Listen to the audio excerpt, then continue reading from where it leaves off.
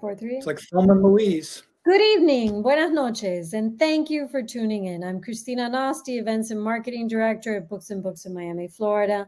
And tonight, I'm thrilled to welcome you to our virtual evening with David Thomson to discuss Acting Naturally, the Magic in Great Performances, published by our friends at Knopf. David Thomson is the author of more than 25 books, including How to Watch a Movie, The Whole Equation, and biographies of Orson Welles and David O. Selznick. To moderate this evening's conversation, we're joined by Mark Feeney, who is embarrassed that his bio is longer than David Thomson's, but he's a writer, reviewer, and editor who covers photography, film, and the arts with the Globe since 1979. He was a finalist for the Pulitzer Prize in Feature Writing in 1994 and won a Pulitzer Prize for Criticism in 2008. And he's the author of the book, Nixon at the Movies, a book about belief. So throughout this broadcast, please remember to post your questions for the speakers using the Q&A function at the bottom of the screen. And please purchase your copy of Acting Naturally from Books and Books. And thank you for supporting independent bookstores.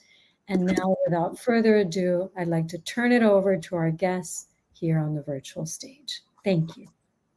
Thank you. Thank you, Christina. David, how nice to see you. We nearly didn't make it, but we did. It's great to see you. And I can't remember when I last saw you in person. Do you remember when that was? Not to bore our fellow guests here, but I believe it was over dinner on a Saturday night in Cambridge, Massachusetts, where you were you were there for a group meeting for the Greil Marcus edited Culture Dictionary. Yes, yes. America. Yes, American Good literature. memory. I think that's right. It was a memorably, and you got the check. That's why I remembered. If I'd gotten the check, I would have forgotten, I'm sure. Very rare occasion.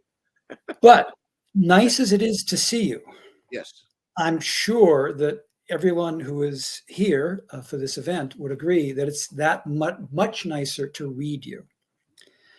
And that is particularly true with this quite marvelous new book. Why, look, I just happen to have a copy here. Acting Naturally.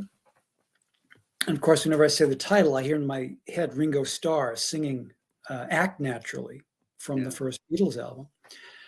But the first question I want to ask is one that I suspect anyone reading the book will wonder about, and anyone anticipating reading the book will wonder about.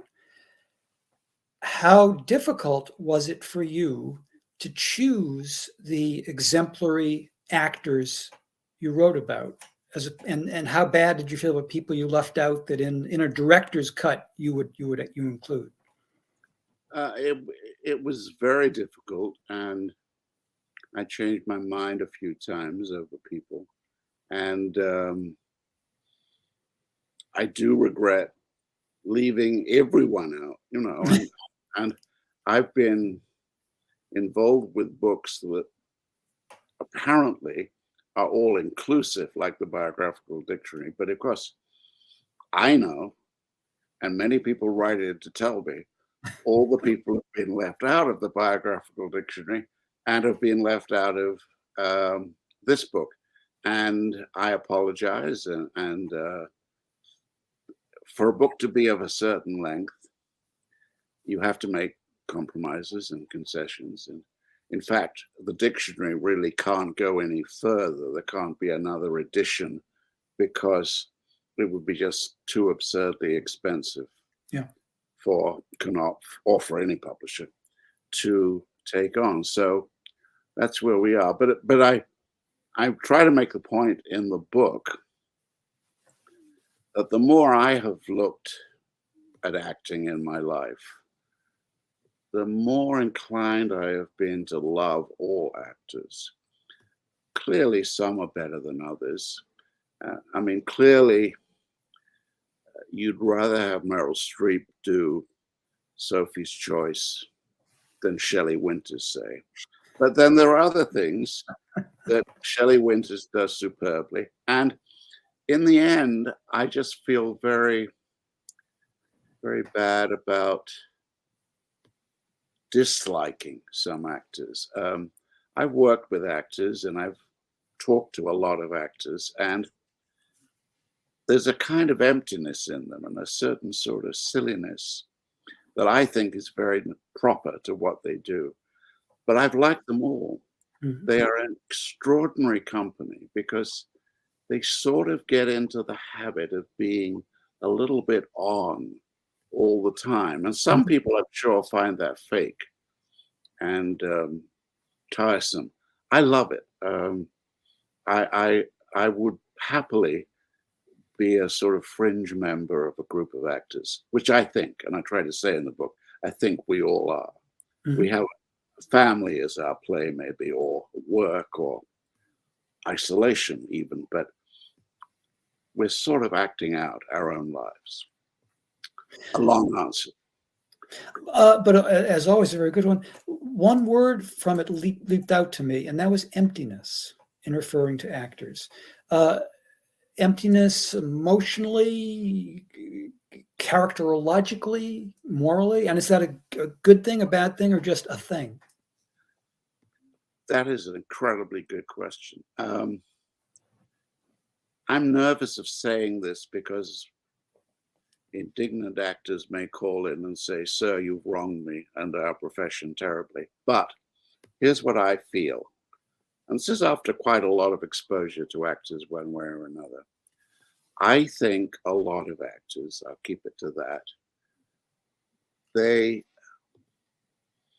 do not quite develop their own life in the way that most people try to do, because they are waiting for other lives to come to them that they can pretend to be. And they get immense emotional satisfaction from this. And that's what drives them on in what is an absurdly difficult and unkind profession. I mean, to be an actor is to expose yourself to terrible ordeals of people saying, "No, we don't want you." And far more actors in any world are out of work than are in work. Mhm. And they may go to see a movie and they may see someone give a performance that is acclaimed, and they may know in their heart of hearts, "I could have done that better." And maybe they could, but they're never going to get the opportunity to show it. Now, that is one of the conditions of being an actor that makes life hard. And it's part of the reason why I feel very sympathetic to them. Well, one of the striking things about being an actor, and I don't know that there's any other creative person where this is the case, you can't do it by yourself. I mean, Emily Dickinson could write her poems by herself, and Yeah. even if never were published, she was a poet. A musician can play a Bach cello suite, and even without an audience, it's still he's playing a Bach, or she is playing a Bach cello suite. But you can't really be an actor without an audience. The audience completes the act of being an actor. One of the most striking things in the novel, I don't want to rattle on it, it was such a remarkable moment when you're writing about James Dean, someone you have such great fondness for. You write of the moment where Elia Kazan, his director, happened upon him making faces at himself in the mirror. Yeah. So in a sense, that's acting, but it's not, because you have to have an audience. Yeah. You And of can't do course, it on your own. no, I mean, you're so right. And you have to have a company. I mean, there are one-man plays. Yeah. Some of them are very good, but someone else writes them as a rule. And someone does the lighting, and there's a bit of music, and someone's done that. And one of the most appealing things about theater, I think, is the company of actors.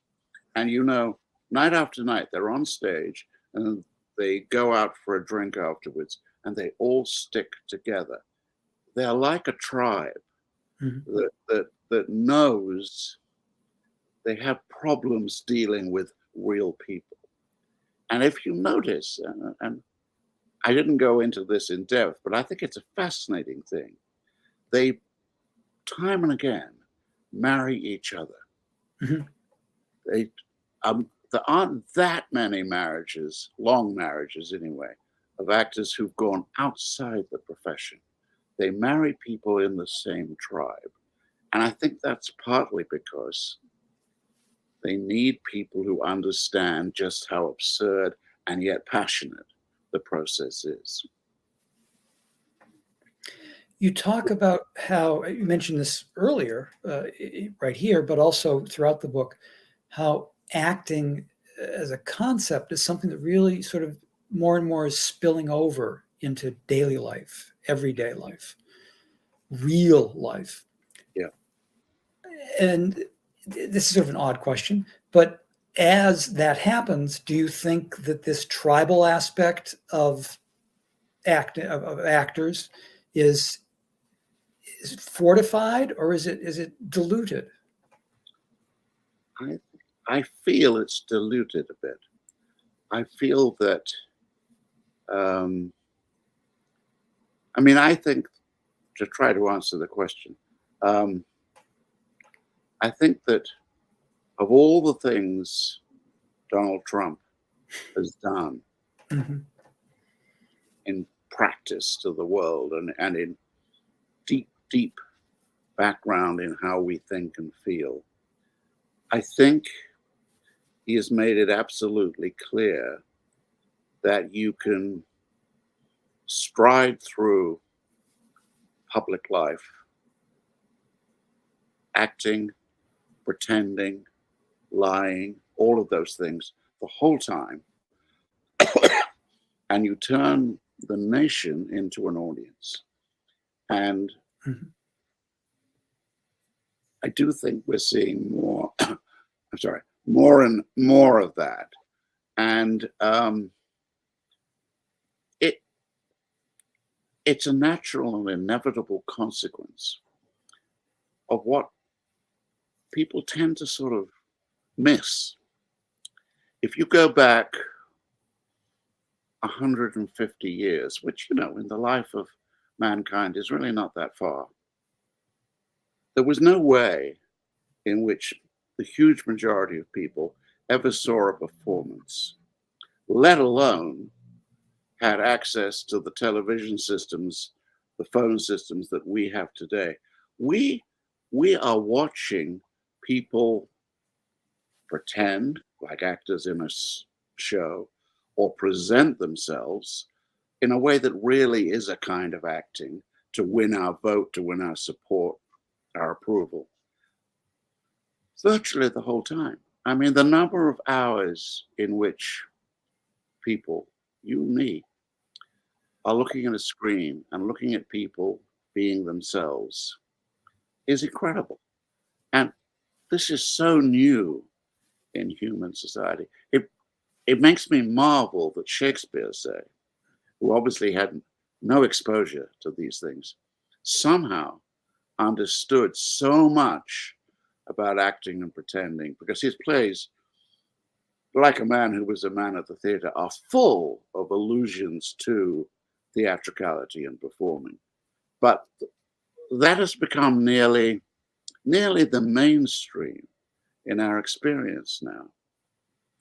And I'm not saying it's good or bad. I think you can see reasons for both. It's good that, you can watch, let's say, the National Theatre live doing a performance that you would not otherwise have been able to see. I think it's probably bad that you see Trump doing his rallies or that kind of thing. But it just is. And I do think that has made professional actors seem a little pushed to the side. Mm-hmm. I was watching a soccer game earlier today where a player, hugely expensive player named Jack Grealish, you wouldn't know about him, but he has a habit of diving. If you touch him, he falls over and looks at the referee as if he deserves a penalty kick straight away. You could say Jack is pretending. He's putting it on, and sometimes he is. But I think actually the actor pretending has passed into his nature as much as his huge skill with playing the ball. And, you watch sports a lot. I know because we've talked about that over the years. It's hard now for a sportsman not to have a kind of cinematic presence. You know what I mean? Sure. I mean, some don't, and they don't get the big contracts, so they may be very good players, but television sportsmen are on television, and millions are watching them, and that's why they earn the huge money they do. But they act up for it. Do they calculate it? No, I don't think they do very often. It's acting naturally. Well, it's certainly true that one word is used interchangeably for athletics and for acting in stage or in movies. Performance. Yeah. It's about performance. Yeah.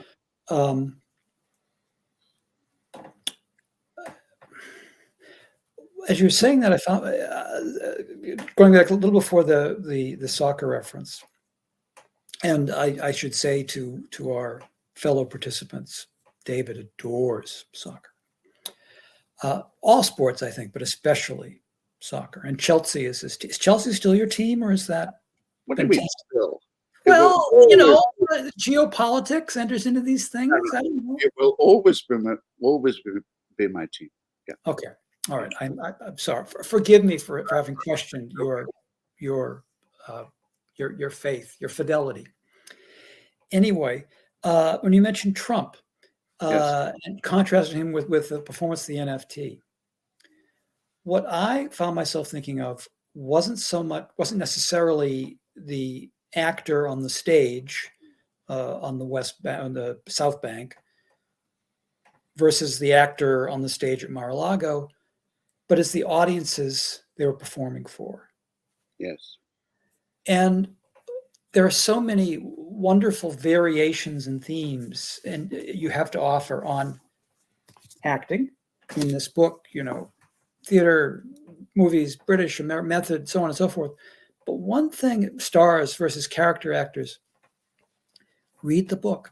And that is the way in which an audience completes the acting transaction. It's more just that an actor requires an audience to be acting professionally, or even as an amateur. But I don't think one can be a great writer without great readers who can appreciate what's been put on the page. And I also don't think that an actor can be a great actor, whether he's a politician actor, athlete actor, or an actor, without an audience that grasps what's being done and in some way not just completes it, perhaps also elevates it. I don't know if that's a question or not, but can you speak at all to the relationship between audience and actor? Oh, I think it's extraordinary, and I think one of the attributes in what we call our best actors is their instinctive alertness to it. I mean, I've been involved in things where you rehearsed something and you felt you had it at the level of rehearsal working, and then you've had a few performances and an actor will come to you and say, that moment where I come in the room, in the rehearsal, I took my time about it. And I come in the room on stage in a performance, and I can feel the audience. I can feel them getting impatient in a couple of seconds. I just feel it. It's not that they sort of say, "Oh, come on, hurry up," or something like that, but I just feel their attention altering. And it's absolutely fascinating to watch an audience at a play and to realize that they do have an organic life, particularly, obviously, if the play is good, if the acting is good. But they respond to it, and in turn, the actors have to respond. in terms of timing, a lot gets changed once you're with the audience. And also, well, let me give you an example. A few years ago, I saw Skylight in London, the David Hare play, with Bill Nye and Carey Mulligan. And Bill Nye is an institution in England, such as you have to be there to understand. And it's partly because he has a kind of offhand, casual, self-deprecating air that the English love to think they have. And they do to a certain degree. But Bill Nye came on in that play. And as I remember it, she'd been on a little while. And he comes on later. And she was very good in it. But when he came on, the West End audience, you could almost hear them sigh, as if to say, oh, we're going to have a good time now. It's Bill. Because Bill Nye has a well-earned reputation of giving people a good time, of being odd and funny and different in Bill Nye ways. And far beyond, I think, far beyond what he does in Living, which I like, but it's not actually a Bill Nye part, if you know what I mean. So actors have their audience. And clearly, a lot of the audience that night, we saw Skylight, had come to see Bill more than Carey Mulligan. Although Carey Mulligan maybe, I think, is a more interesting exploratory actress. So yeah, this goes on all the time. And of course, you can have real problems if you have two people who have different schemes of timing and different rapport with an audience. Because there's a lot of ego in acting. And once people know they're being liked, they're hard to restrain. You may have noticed that in real life too. Yes. Well, let me shift the audience question slightly. Yeah. It's one thing if you're an actor on stage and you have an audience to respond to. How much harder is it, do you think, for a film actor not to have, I mean, there's a crew, of course, but not to have that kind of civilian audience that's there to appreciate what he or she is doing? And ultimately there is this wonderful phenomenon that I suspect everyone here tonight has participated in, where you're in the audience and you just feel something special happen in a theater. But there's this other phenomenon that I know everyone here has participated in, where you go not to a live theater, but a movie theater, and you see on the screen in two dimensions some special thing happening, and you can feel it in the people around you. And so the audience's response, and it's across the culture. You write several times in the book about Pretty Woman. Help me.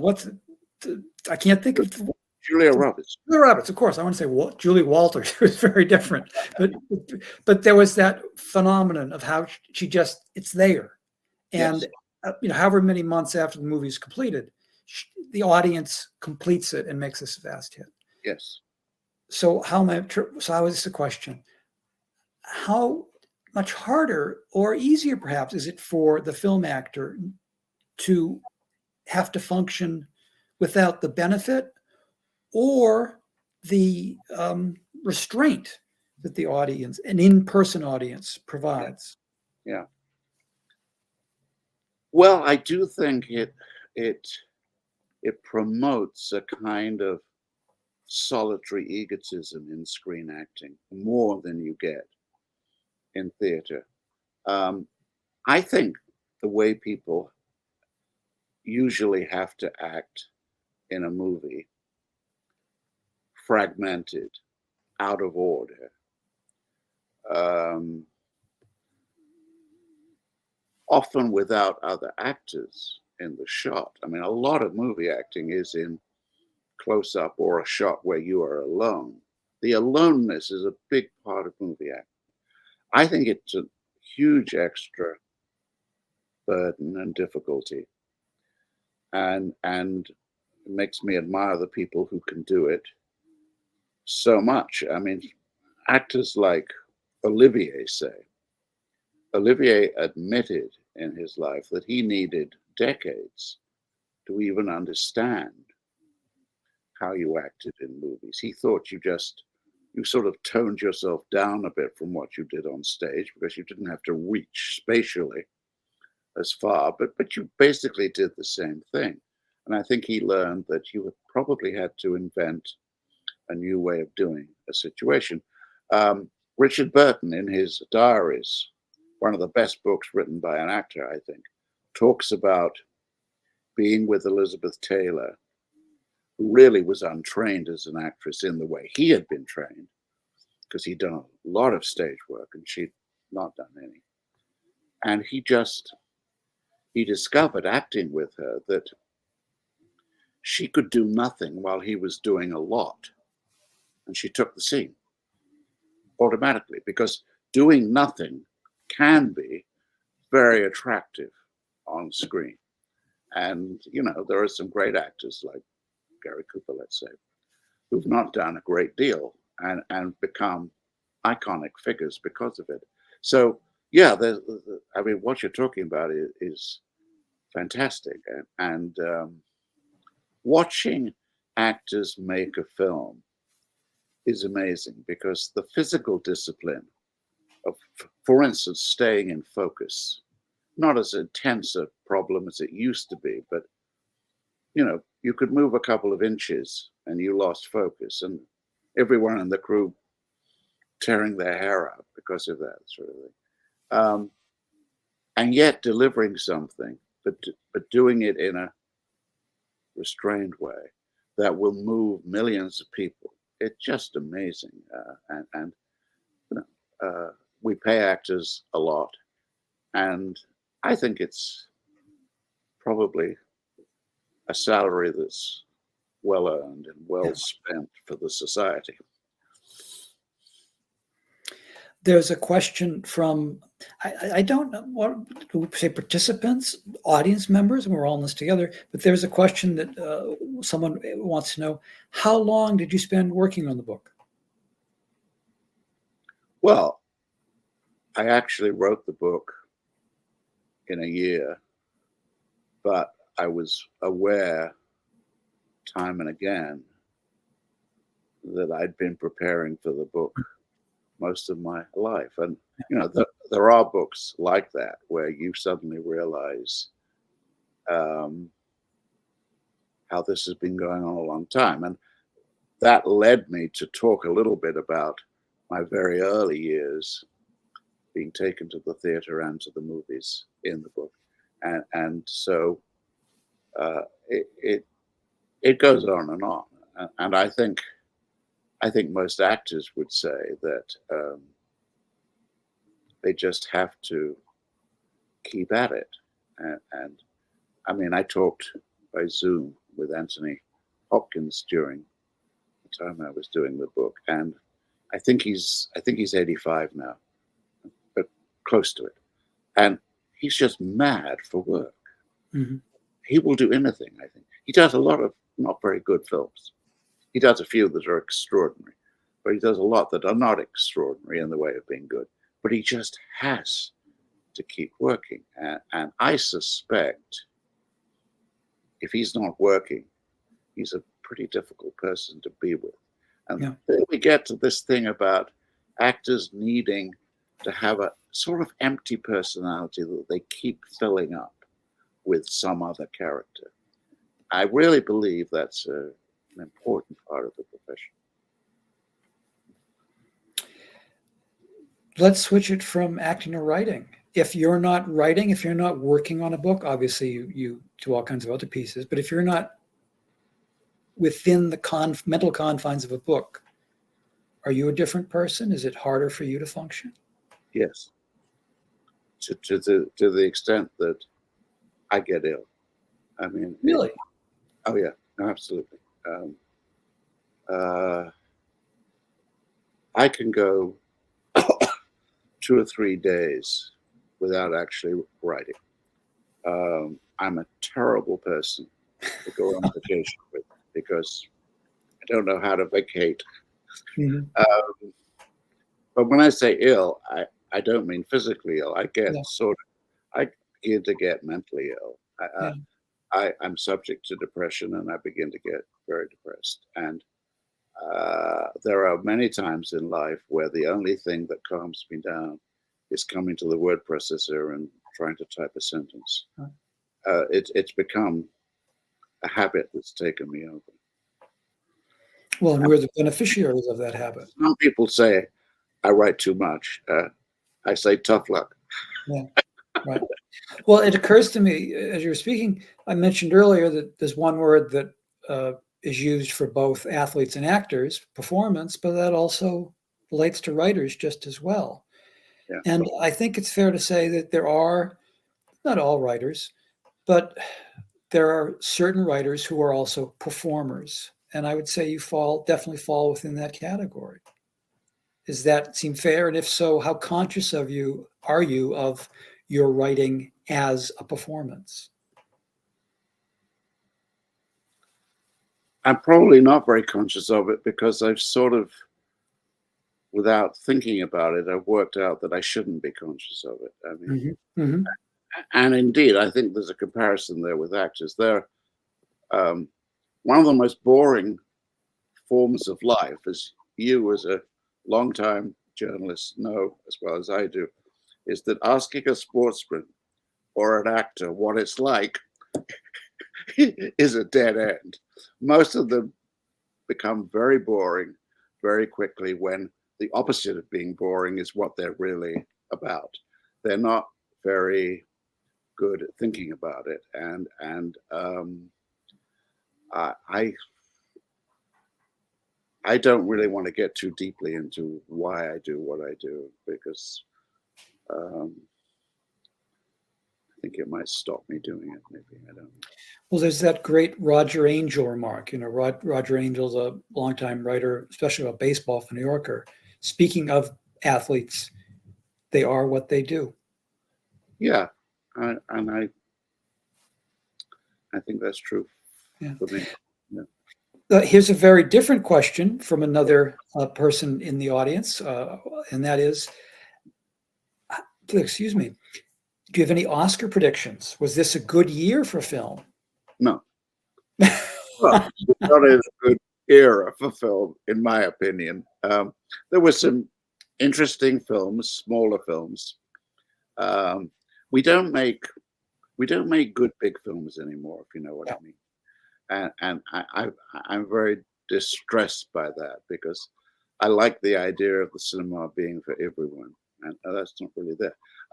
I don't know. I mean, for me, and this is simply opinion because Oscar predicting is a very silly game. For me, the film that I would vote for if I were in the Academy, I'm not. It would be The Banshees of Inisherin.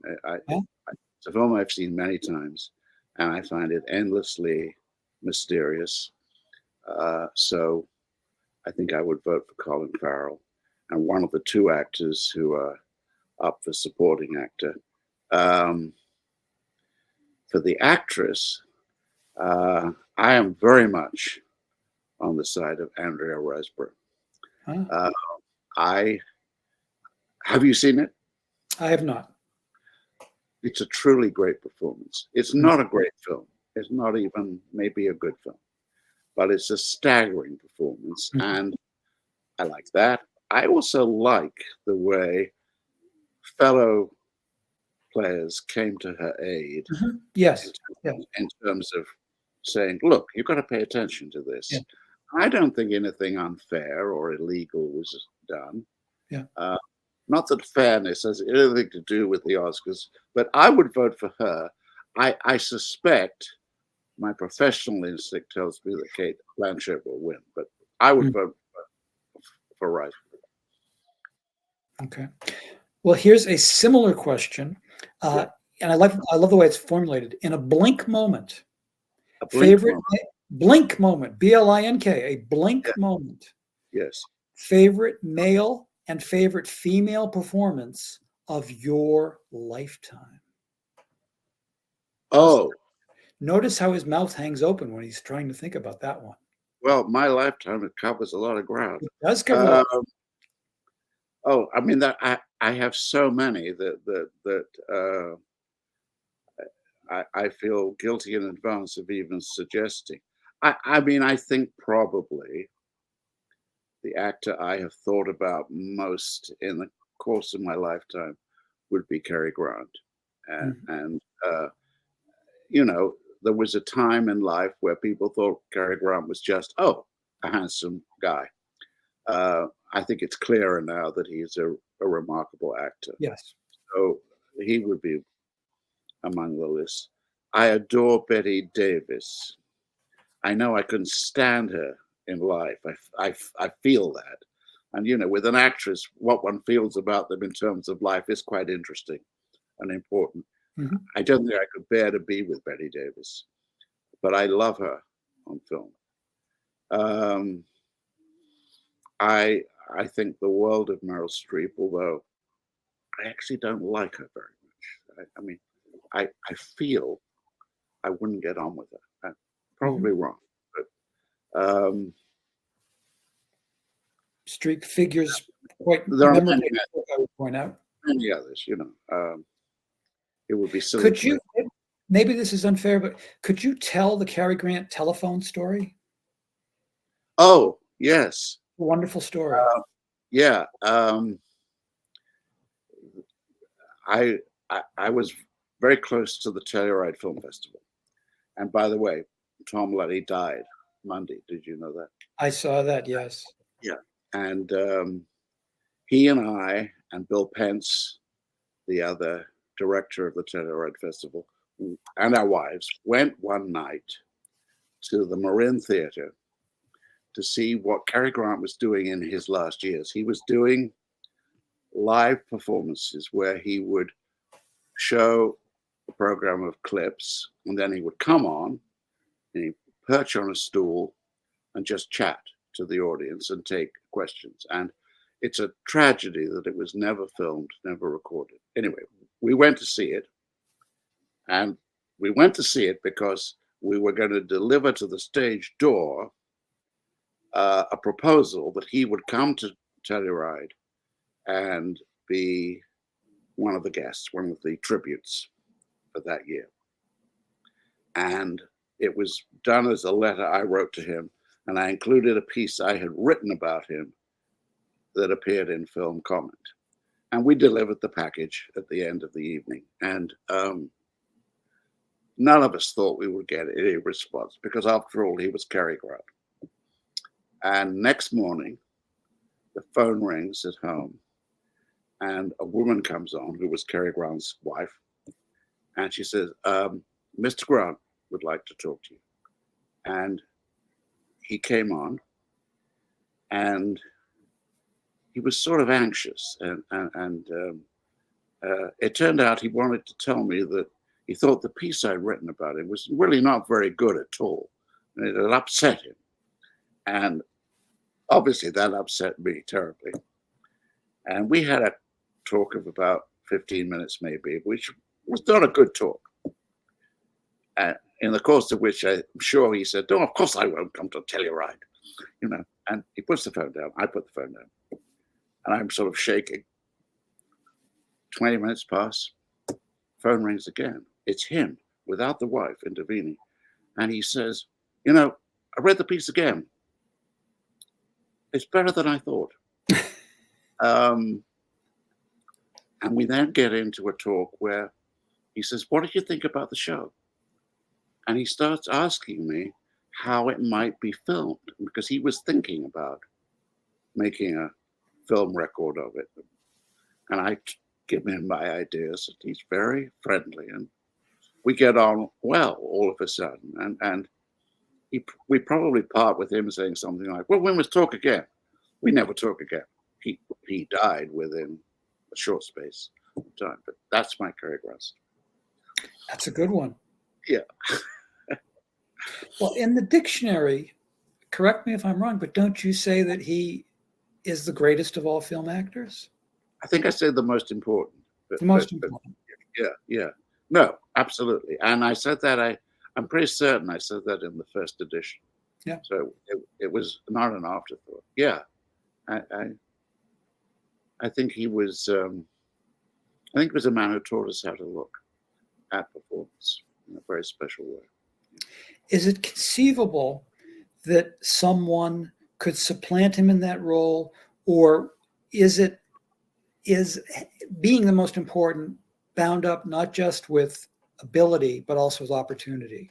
The fact that he came along pretty much at the beginning of the sound era, and as the medium was being reformulated, he was there to be such an important part in that.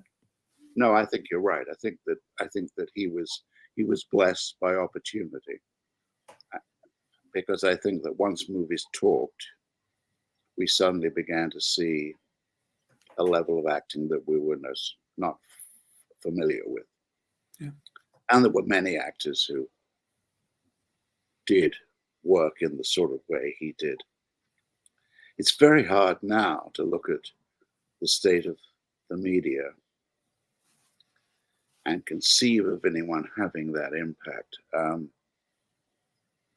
Indeed, when we go back to something we said, I think that we, the audience, look for acting in so many other areas. We look for it in politics. We look for it in sport. We sort of look for it in people we know. Mm-hmm. We take iPhone photographs of each other and we pass them around, not always with good results, but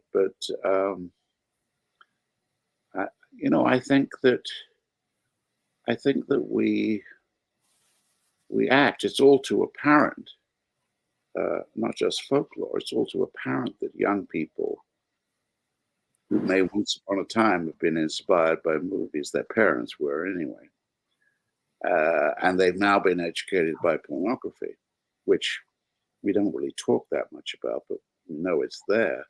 And they make their own movies of their own making sometimes, and it's incalculable to know what that does to romance. Mm-hmm. If it's still there to be found, I don't know. But I mean, I think that's where a lot of the interest in performance is going to. And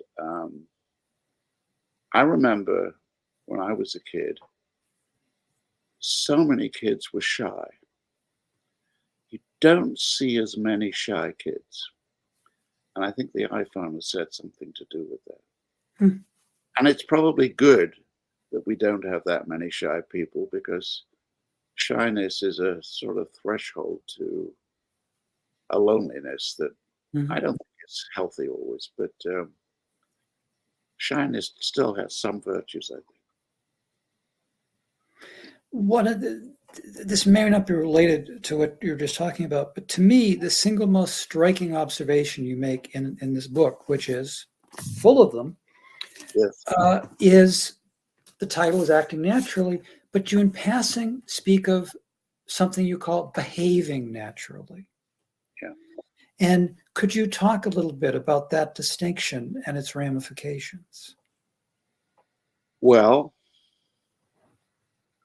I think we, certainly of our generations, we've been raised to sort of be true to ourselves, however you get it, the definition of that. But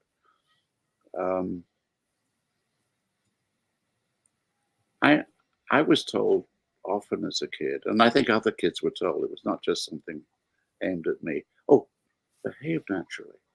In other words, don't overdo anything. Don't underdo it, but behave naturally, on the assumption that there is a sort of natural baseline of behavior that is communicative, but is decent, respectable, and humane. And I still believe that. And I've raised several children and tried to apply that, not in a heavy-handed way, I hope. You're a father too, and I'm sure you've been through it. And maybe we shouldn't tell our kids not to overdo it, but I think we do. And behaving naturally, I mean, you watch a Trump rally and you come away and you say, oh, for God's sake, show me someone behaving naturally. Because everything he does is so totally calculated and so flagrantly dishonest at the same time that it really makes you sick of behavior, if you know what I mean. Mm-hmm. And you know, I think that you're a teacher. You teach a lot. I have been a teacher, and I think that we might agree that there is a theatrical side to teaching. There Absolutely. has to, particularly with a large class, but equally, you know that to have the best effects for the most people, it's very important that they feel what you are saying naturally out of belief. You're not putting anything on. And I think that's true to good teaching, effective teaching across the board. And it has to do with behaving in a way that, if you know what I mean, doesn't frighten the horses. Mm-hmm. It seems human and natural at the same time. And Cary Grant had that. Mm-hmm. A lot of the great stars have had it. And I think it's something we should trust and seek for and probably encourage in our children. Well, as you were talking about the teaching aspect of behaving naturally, I found myself thinking, and then you mentioned Cary Grant, how with so many of the greatest stars, they taught the audience how to behave in certain ways, not the obvious excessive ways of, pulling out a 6-gun or what have you, but also of a kind of restraint and decency and honor. Is that too part of what makes great acting great acting? I think it is. Yeah. No, I think it is. I mean, for instance, for over 10 years, Humphrey Bogart generally played a really bad guy. Right. And he got good at it. He got Yeah. good at playing a really bad guy, but you never sort of got deeper. And then by chance of circumstance, a few films came along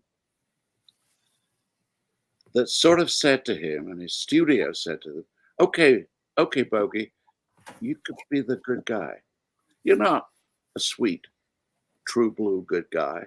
You're a tough good guy like Rick in Casablanca, but the audience are going to know you're okay and sort of admirable.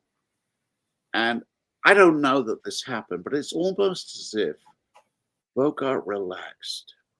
Mm-hmm. Oh, I don't have to snarl and scowl and curse and hit people anymore and shoot them.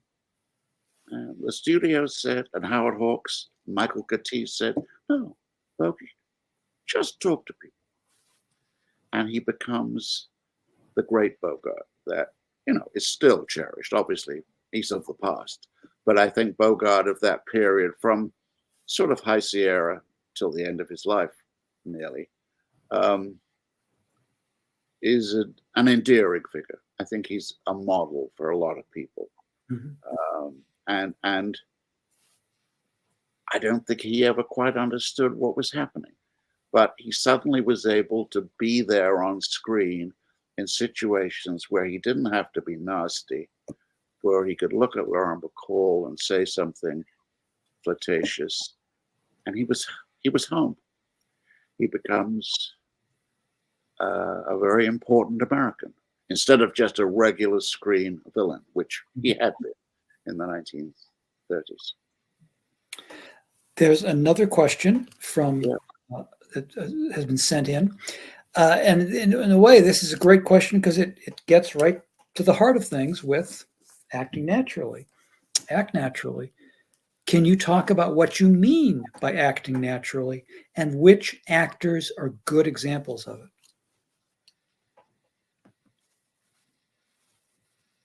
How's that for an Well, easy question? It's a very simple but very difficult question. There are times when we're watching an actor in a film or on stage, but particularly in a film, where you say to yourself, oh, he's overacting. He's overdoing it. He's pushing it. He's giving me not just more than I want, but more than I can take in. And there is a kind of acting where the courage of the actor is such that he or she gives you less and less. The history of acting, in my opinion, on screen is the history of finding how to do a scene with less and less. And that looks like naturalism, realism. And therefore, I call it acting naturally. And particularly in the years of the method, the actor's studio, which I talk about quite a bit in this book, that was the ideal, to be so natural. In fact, if you look, let's say, on The Waterfront now, which is a genuine classic, the idea that Brando is an ex-boxer is really far-fetched. And the idea that Eva Marie Saint's character is going to fall in love with him and marry him when she knows he arranged the killing of her brother is preposterous. But Brando in On the Waterfront is still taken as a model of naturalism. And I think that's totally fair, because Brando found a way of being noble yet ordinary at the same time. And that's really at the heart of what I call acting naturally. It's something that people like Cooper and Grant had.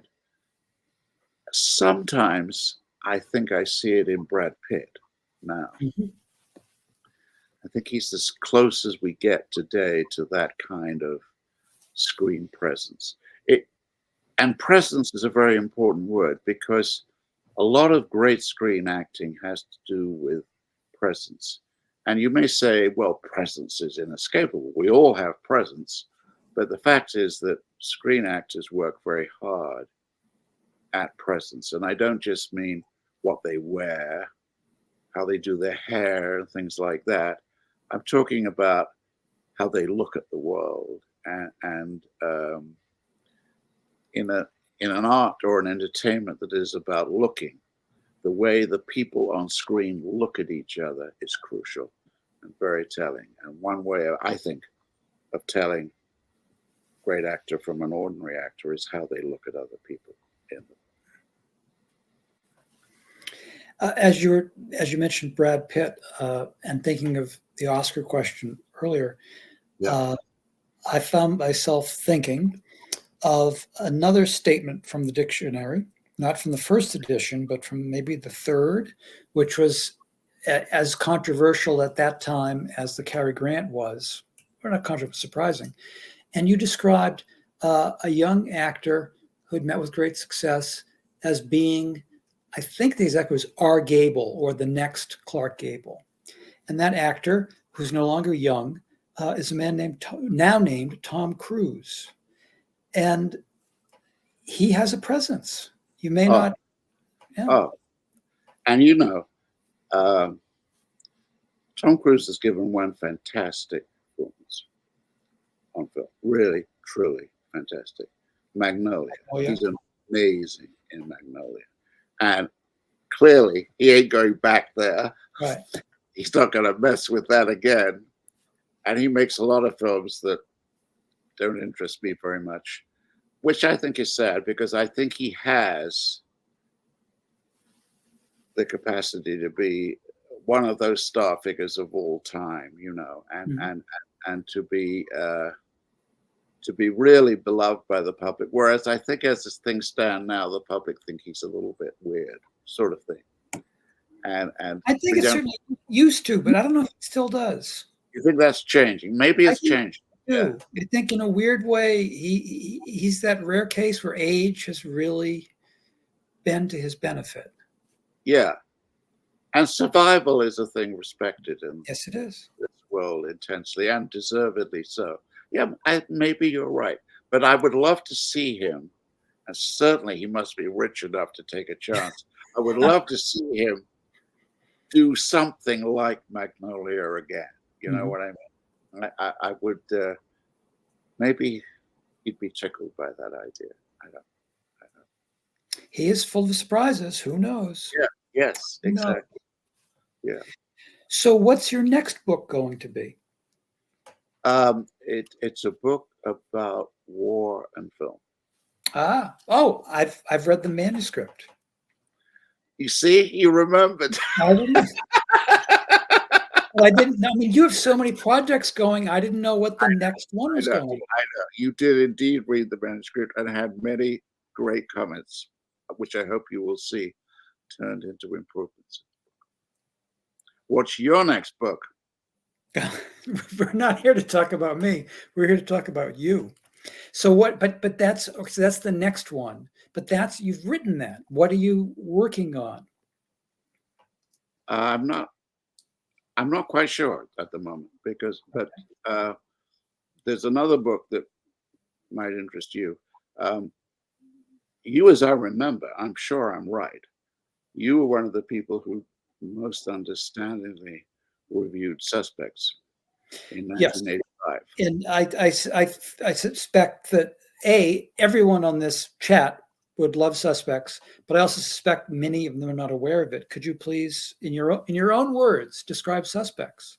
Well, Suspects looks like a dictionary of characters from film noir. And they're described in the way they are in the film, except that in the essays I do, I go on after the end of the film and I go back before the beginning of the film. So you get a fuller life story. But then as the book goes on, you begin to realize it's terribly complicated. You begin to realize that some of these people have known each other. Some are even in the same family. And I mean, what it is, these are famous. You would recognize the names. These are famous. Bridget O'Shaughnessy and that's right. Yeah. Yeah, I mean, these are the leading characters from film noir. And then a few years later, I did the same for the Western. Silverlight. And there's a big gap. And now I've done volume 3 in the trilogy, which is called Connecticut. And it's a book about screwball comedy.